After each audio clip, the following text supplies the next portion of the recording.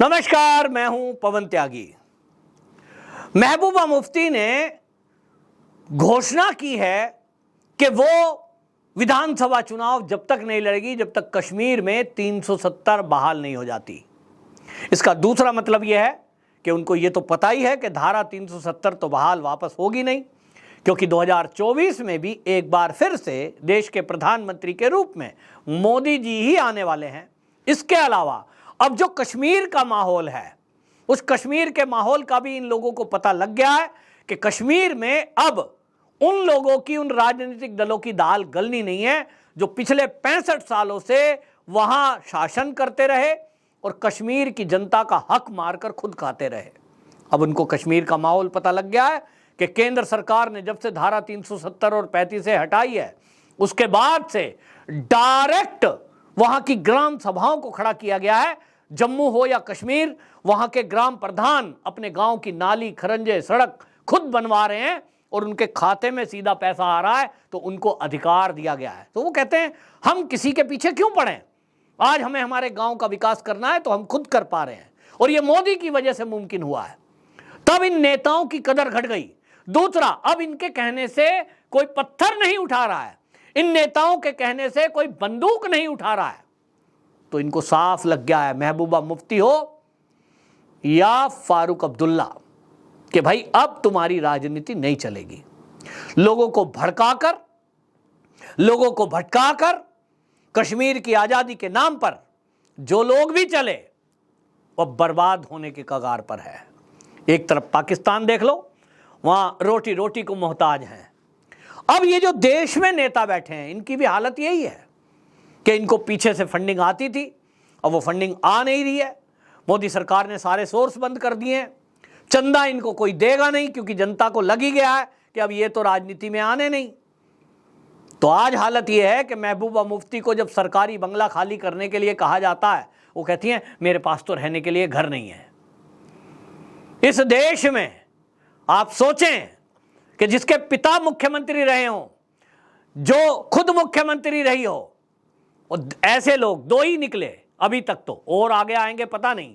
एक तो राहुल गांधी जो सार्वजनिक रूप से कह रहे थे हमारे पास तो रहने के लिए घर नहीं है, सरकार ने सरकारी बंगला खाली करने को कह दिया है, और एक है महबूबा मुफ्ती। कोई यकीन कर सकता है? इनके खाते खंगालना शुरू करो, इनके डॉक्यूमेंट खंगालने शुरू करोगे तो पता लगेगा अरबों नहीं खरबों रुपए की प्रॉपर्टी इनके पास है।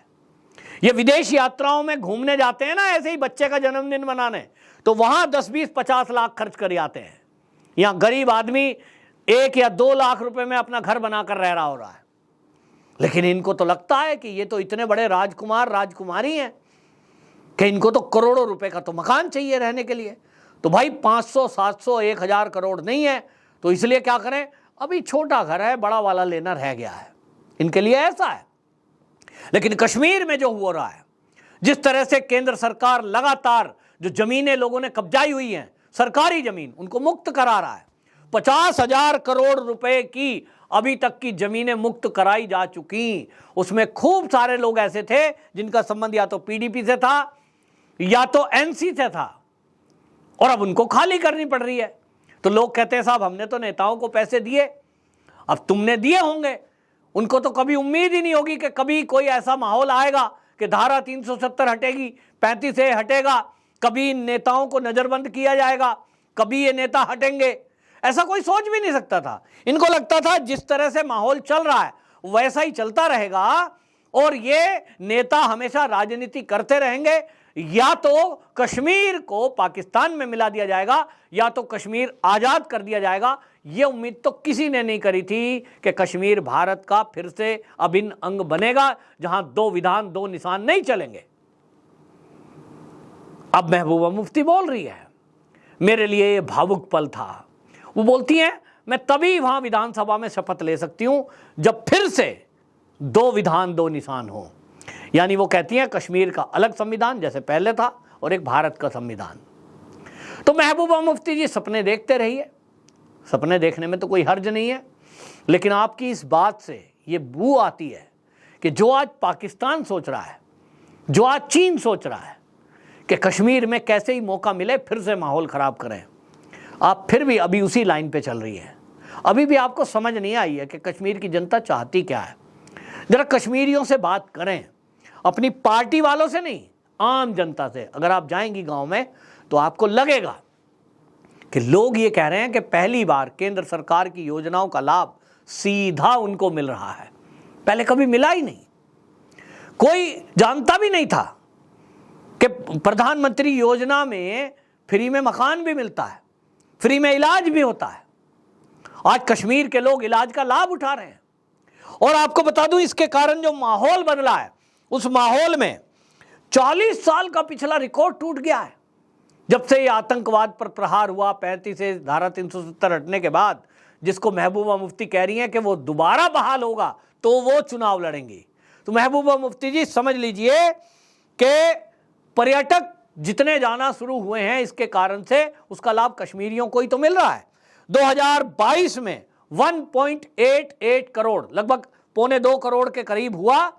इतने करोड़ पर्यटन वहां गए।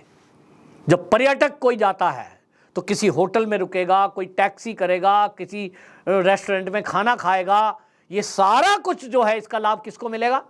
कश्मीरियों को।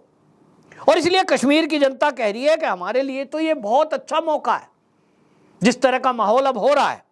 और इसीलिए वो कहते हैं कि अब दोबारा कभी भी धारा 370 लगाने की जरूरत नहीं है। ऐसे नेता कभी सत्ता में वापस भी ना आए जिन लोगों ने इस देश में राजनीति के नाम पर, कश्मीर की आज़ादी के नाम पर हिंसा को फैलाया, आतंकवाद को बढ़ावा दिया। लोग कहते हैं इसकी जरूरत ही नहीं है, हमें तो मोदी जी अच्छे हैं जिनकी वजह से आज कश्मीर में शांति है। कश्मीर में हॉस्पिटल बन रहे हैं नए नए, लोगों को रोजगार मिल रहा है, युवा पढ़ लिख रहे हैं, और आज कोई बंदूक और पत्थरबाजी की घटना नहीं हो रही है।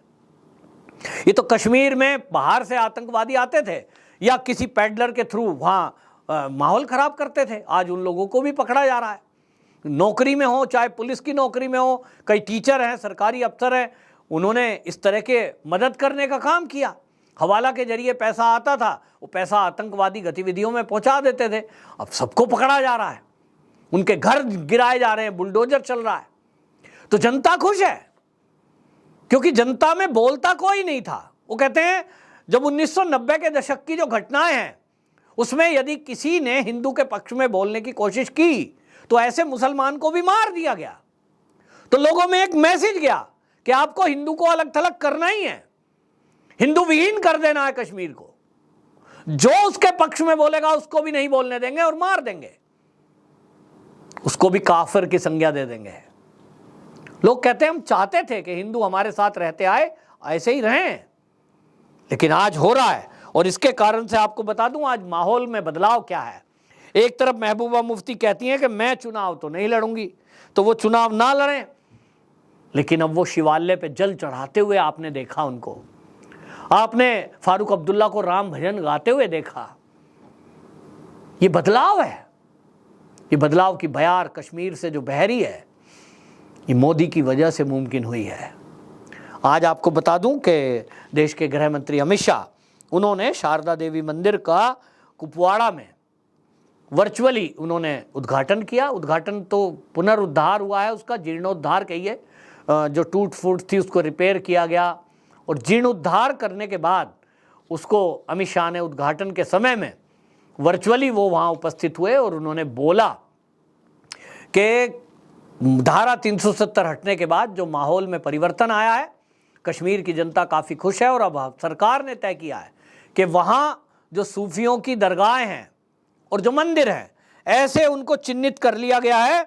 और उन्होंने कहा कि 123 ऐसे धार्मिक स्थलों को चिन्हित किया गया है जिनका जीर्णोद्धार किया जाएगा, उनको विकसित किया जाएगा। और उन्होंने कहा जैसे करतारपुर कॉरिडोर बनाया गया कि उसको विकास किया गया, करतारपुर कॉरिडोर आप जानते हैं पाकिस्तान में है, वो कहते हैं इस तरह से हम जो है एक कॉरिडोर बनाने की बात कर रहे हैं जिसमें शारदा देवी मंदिर भी है और इसके अलावा और भी कई मंदिर हैं जिसके लिए करोड़ों रुपए का आवंटन केंद्र सरकार कर रही है। और वो कहते हैं कि पर्यटक स्थल, उसके अलावा तीर्थ स्थलों का विकास जब होता है तो कई देशों के लोग उससे जुड़ते हैं। ये योजना केंद्र सरकार की है, इसके लिए काफ़ी लोग तारीफ कर रहे हैं। और हिंदुओं के मंदिरों को अभी तक तोड़े जाने की घटनाएं कश्मीर से आती थी, पुनरुद्धार करके, उनका जीर्णोद्धार करके, उनका विकास करने की खबर पहली बार सुनने को कश्मीर से मिल रही है। इसके कारण से पूरे देश के सनातनी खुश हैं, कश्मीर के हिंदू खुश हैं, और निश्चित जानिए ऊपर ऊपर से तो ये नेता भी खुशी दिखा रहे हैं, चाहे वो महबूबा मुफ्ती हो, चाहे फारूक अब्दुल्ला। ये बात अलग है कि इनके दिल के अंदर क्या चल रहा होगा, लेकिन ऊपर से तो ये दिखाई रहे हैं हम भी बड़े खुश हैं। ये बात अलग है कि जब ये सत्ता में थे तब इन मंदिरों को तोड़ा जा रहा था, तो तब ये मौन होकर के उसे देख रहे थे। लेकिन आज कश्मीर की जनता ने तय कर लिया है कि ऐसे लोगों को सत्ता में दोबारा नहीं लाना जिन्होंने कश्मीर का माहौल खराब किया, और इसीलिए महबूबा मुफ्ती मजबूरी में घोषणा कर रही हैं, मैं तब तक चुनाव नहीं लड़ूंगी जब तक धारा 370 दोबारा बहाल नहीं होती। ये ऐसा ही है, कोई ये कह दे कि जिस दिन सूरज निकलना बंद कर देगा उस दिन से मैं रोटी खाना छोड़ दूंगा।